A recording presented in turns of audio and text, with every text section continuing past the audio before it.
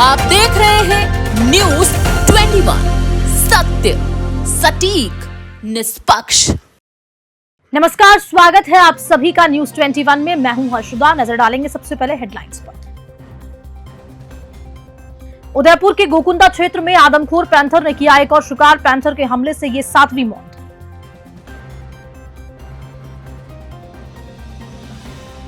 डीडवाना में दबंगई कर अवैध रूप से भूमि हथियाने का आरोप। पीड़ित पक्ष के परिवार को दी जान से मारने की धमकी।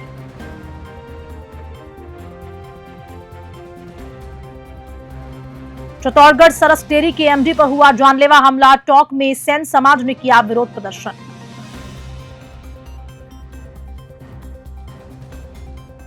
सोजत सिटी में गणेश विसर्जन में डूबने वालों के परिजनों को दी गई सहायता राशि। स्वयंसेवी संस्था ने दानदाताओं से एकत्र किए 2 लाख रुपए। खबरें विस्तार से। सोजत सिटी क्षेत्र के खोखरा ग्राम में गणपति विसर्जन के दौरान नाड़ी में डूबकर जान गंवाने वाले 3 युवकों के परिवारों को विधायक शोभा चौहान और अन्य भामाशाहों की उपस्थिति में सहायता राशि प्रदान की गई। गौरतलब है कि स्वयंसेवी संस्था रोशनी फाउंडेशन के सरोकार समूह द्वारा पिछले 10 दिनों से चलाई जा रही जन सहयोग मुहिम से 88 दानदाताओं द्वारा 2,15,911 रुपए की राशि एकत्रित हुई। और इस दौरान विधायक शोभा चौहान ने कहा कि परमार्थ में जो किया गया वो दान सर्वश्रेष्ठ होता है। प्रत्येक पीड़ित परिवार को 51,000 रुपए की सहायता राशि दी गई। सोजत सिटी से नथाराम बोरा की रिपोर्ट। बीजपाला की थान मंडी राधा कृष्ण सेवा समिति द्वारा आयोजित कथा में छठे दिन भगवान श्री कृष्ण व रुक्मणी का विवाह उत्सव बड़ी हर्षोल्लास के साथ मनाया गया। कथा में वृंदावन के प्रसिद्ध कथावाचक पंडित पवन कौशिक ने अपने मधुर वाणी से कथा प्रसंग के क्रम में श्री कृष्ण और रुक्मणी के विवाह की व्याख्या कर श्रोताओं को भावमुग्ध कर दिया। और श्री कृष्ण भगवान की बाल लीलाओं का वर्णन करते हुए कहा कि माँ का हृदय विशाल सागर के समान होता है।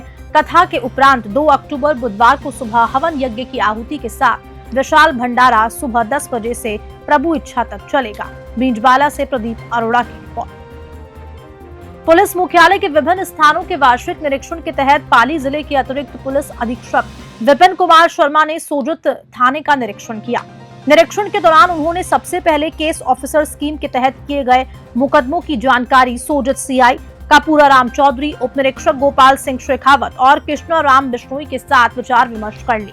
वहीं उन्होंने सोजत थाने में दर्ज विभिन्न मुकदमों के अनुसंधान अधिकारियों के साथ चर्चा की। इस दौरान उन्होंने माल खाने का निरीक्षण भी किया। सोजत सिटी से नथाराम बोरा की रिपोर्ट। आज थाना सोजत सिटी का वार्षिक निरीक्षण के लिए मैं आया। पुलिस मुख्यालय से जो हमारे नॉर्म्स है उन नॉर्म्स के मुताबिक थाने को चेक किया गया। केस ऑफिसर स्कीम, एचएस पत्रावलियाँ, मालखाना के आइटम, सभी थानाधिकारियों की नई जो महिला बीट है उनके अंदर महिला कांस्टेबल सभी से विचार विमर्श किया गया।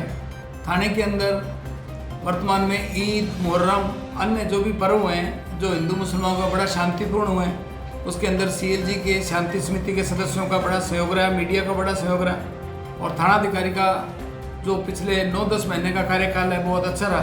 कुछ मुकदमों में लंबित मुकदमे हैं पेंडिंग, उनके लिए इनको सलाह दी गई है। अनुसंधान अधिकारियों से विचार विमर्श किया गया। एचएस या जो बदमाश किस्म के लड़के हैं उनके ऊपर विशेष निगरानी और कैमरे वगैरह जो शहर के अंदर लगे हुए हैं उन पे सतत निगरानी करते हुए उनको लगातार समय से चेक करें, मॉनिटरिंग करें, जिससे आम जन को राहत मिले। इसी तरह का जो वार्षिक निरीक्षण है बहुत अच्छा रहा।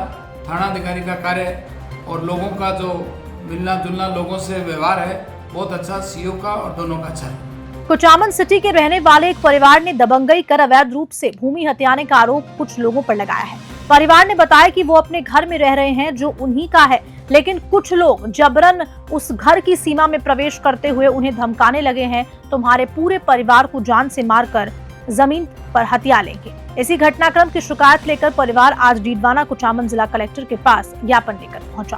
प्रार्थी ने जिला कलेक्टर को ज्ञापन सौंपकर आरोपी के विरुद्ध कड़ी से कड़ी कानूनी कार्रवाई की मांग की। प्रार्थी पक्ष ने घटना से जुड़े वीडियो भी सबूत के तौर पर जिला कलेक्टर को दिखाए हैं। डीडवाना से मोहम्मद साकिर की रिपोर्ट। और डीडवाना रोड पर मेरी जमीन आई हुई है। उस जमीन पे भूमाफिया जबरदस्ती कब्जा कर रहा, फर्जी पट्टा बना लिया, फर्जी सब कुछ कर लिया और फर्जी रिश्तें करवा ली और अभी पर जबरदस्ती दादागिरी कब्जो कर लिया है। और भी के मायने प्रशासन में मिली भगत हुई और कब्जो कर रहे अभी कब्रन कब्जो आज 15 तारीख को कब्जो चाल रही है पूरी को हमारा खेत को कब्रन पूरा कब्जो कर रहा है। अब रात में मन बैठे रहे बाकुंदी है और धरनो मारो चाल रही 2020 और धरनो चाल रही है तो भी के माने धरना मांगा नहीं मान दिन में बैठ बाकुंदी मान बगा दी है। उदयपुर के गोकुंडा थाना इलाके में केलवा का खेड़ा गांव में एक और महिला लापट का शिकार हो गई। मंगलवार सुबह हुए इस हमले में महिला की मौके पर ही मौत हो गई। महिला की गर्दन को जबड़े में दबाकर भागते लापट को ग्रामीणों ने शोर मचाकर भगाया। इससे पहले सोमवार को इसी थाना क्षेत्र में एक पुजारी को भी लेपर्ड ने मार डाला था। आदमखोर पैंथर के हमले में ये 7वीं मौत है। लगातार हो रहे हमलों से ग्रामीणों में भय का माहौल बना हुआ है। उदयपुर से शंकर सरगरा की रिपोर्ट।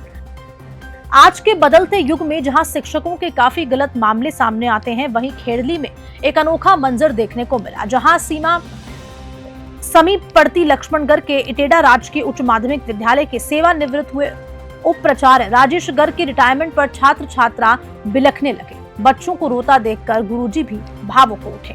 ऐसे भाव विभोर दृश्य अन्य शिक्षकों को भी प्रेरित करते हैं। बताते चलें कि सेवानिवृत्त हुए शिक्षक राजेश गर्ग के परिवार से कई श्रेष्ठ शिक्षक रह चुके हैं।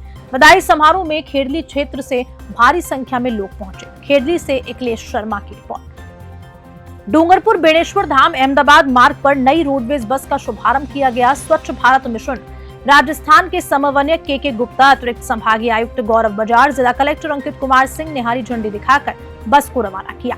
यात्रियों ने मावजी महाराज के जयकारों के साथ बस को रवाना किया। बताते चलें कि लंबे समय से इस रूट पर रोडवेज बस चलाने की मांग की जा रही थी। डूंगरपुर से सादिक अली की रिपोर्ट।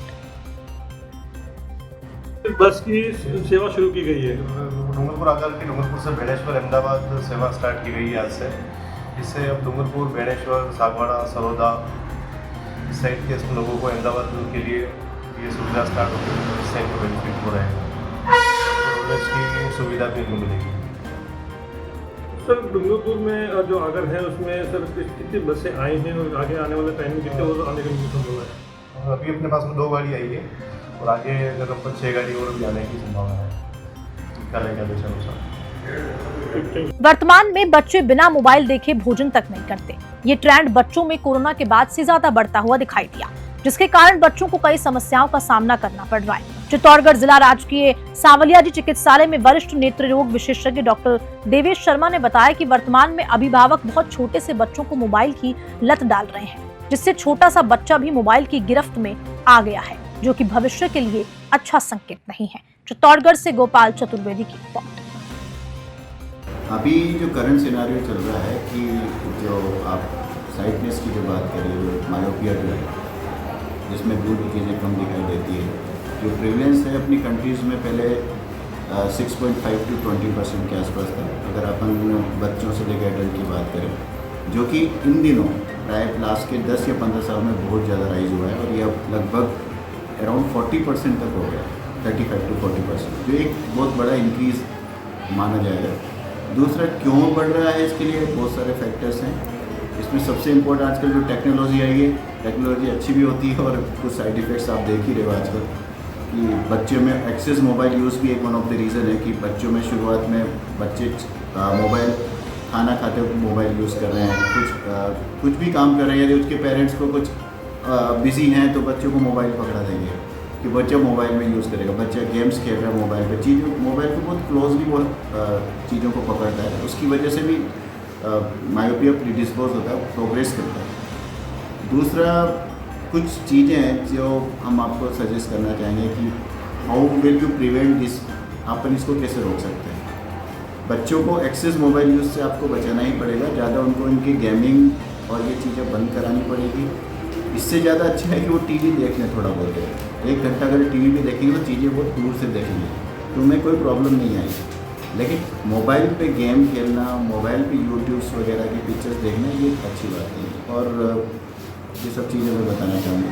और कुछ चीज़ें जो प्रिकॉशन अपन रख सकते हैं, एडल्ट्स के लिए भी मैं कहूँगा कि स्क्रीन टाइम ऐसा नहीं है कि मोबाइल से ही आपका है। आप कंप्यूटर पे बहुत लंबे टाइम तक काम करते हो तो भी आपको मायोपिया प्रीडिस्पोज कर सकता है, प्रोग्रेस कर सकता है।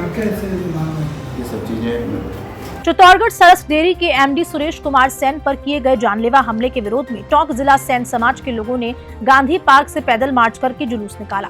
समाज ने विरोध प्रदर्शन के बाद कलेक्टर को मुख्यमंत्री के नाम ज्ञापन सौंपकर दोषियों को गिरफ्तार कर सख्त कार्रवाई की मांग की। बता दें कि चित्तौड़गढ़ सरस डेयरी एमडी पर एक मीटिंग के दौरान असामाजिक तत्वों द्वारा जानलेवा हमला किया गया था।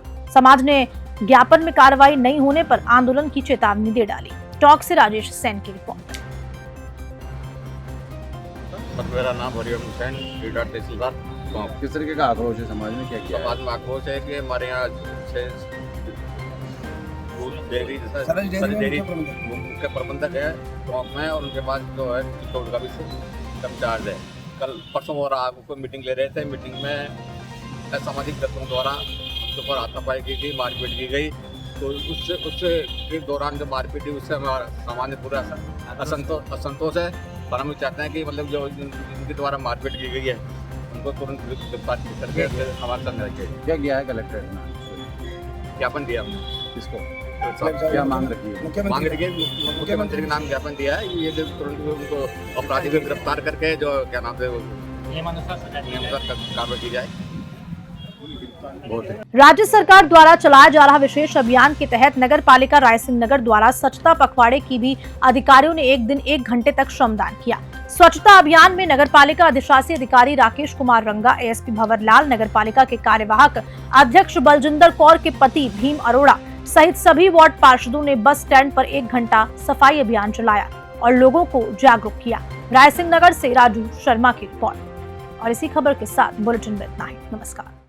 अब खबरें देखना हुआ और आसान, बस करना है एक छोटा सा काम। सब्सक्राइब करें न्यूज़ 21 चैनल और बेल आइकन दबाएं।